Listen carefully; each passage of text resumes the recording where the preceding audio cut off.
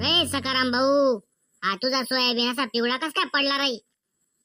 अरे राम भाऊ, सोयाबीनला तणनाशक मारायला आलो, मारलं गेलं आणि सोयाबीनचं पीक असं पिवळं पडलं, करपायला लागलं. काय झालं काय माहिती झालं? अरे सकाराम भाऊ, गावातल्या रिकाम्या चौकशा विचारतो तू मला? रिकामा फारकत्या विचारत बसतो तू तिथं चौकामध्ये, आणि असं मुद्द्याचं विचारत नाही तुम्हाला? अरे भाऊ, तणनाशकासोबत जिंबो हे औषध मारलं का तू? जिंबो औषध टाकलं होतं का तणनाशकामध्ये? जिंबो काय आहे रे? नवीन खत आलेलं आहे का काही?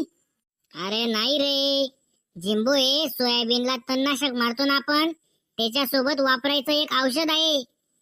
हे बघ, जिंबो मारल्यानंतर सोयाबीन कसा तजेलदार आणि हिरवागार होऊन गेला. बघून घे फरक, तूच बघून घे. आणि ते बघ, ते माझं सोयाबीनचं शेत कसा हिरवगार आणि तजेलदार सोयाबीन आहे माझा. बघून घे तूच. अरे राम भाऊ, बर या जिंबोचे काय फायदे आहेत रे? हे बघ सकाराम भाऊ, जिंबो वापरण्याचे फायदे. पहिलं म्हणजे जिंबो मध्ये झिंक, बोरॉन, मॅग्नेशियम आहे. यांच्यामुळे काय होतं? पिकांची प्रतिकार शक्ती वाढते. दुसरं म्हणजे पीक हिरवेगार व तजेलदार ठेवण्यास मदत करते.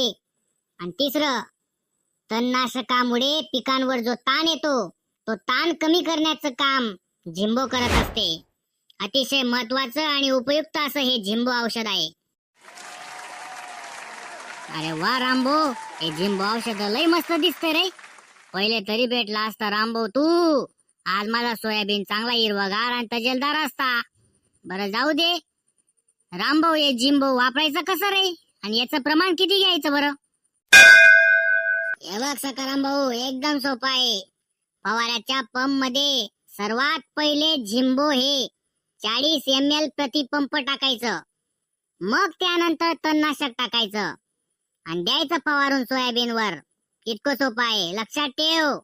फवाऱ्याच्या पंप मध्ये सर्वात पहिले जिंबो 40 ml आणि नंतर तणनाशक. शेतकरी बंधू, जर तुमच्या सोयाबीनला हिरवागार तजेलदार ठेवायचा असेल, रोगांपासून दूर ठेवायचा असेल, प्रतिकार शक्ती वाढवायची असेल, तर लक्षात ठेवा, जिंबो. जिंबो तण मरेल, पीक राहील जिंदाबाद. कारण वापरलं मी जिंबो औषध खास.